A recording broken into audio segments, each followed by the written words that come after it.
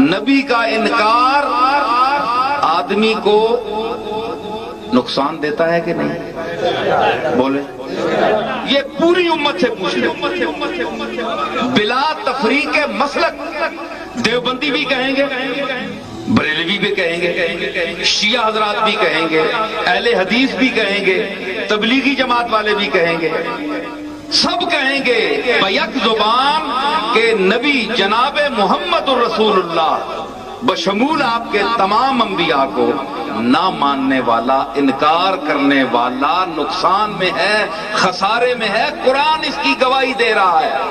جاؤ بجاؤ، سب متفق ہیں اس بات پر کہ نقصان ہوتا ہے، نبی کے نہ ماننے سے نقصان ہوتا ہے۔ تو پھر نبی کا ماننا فائدہ مند ہوا نا؟ آج تک ہے، تو پھر اس سے بڑا کملی والا آپ کو کیا فائدہ دے کہ اس کے ماننے کے ساتھ سعادت دارین وابستہ ہے، اور اس کے انکار کے ساتھ شقاوت، بدبختی، تیرگی، سیاہی، نامہ سیاہی، بدعمالی، جہنم اور نہ جانے کیا کیا چیزیں وابستہ ہیں۔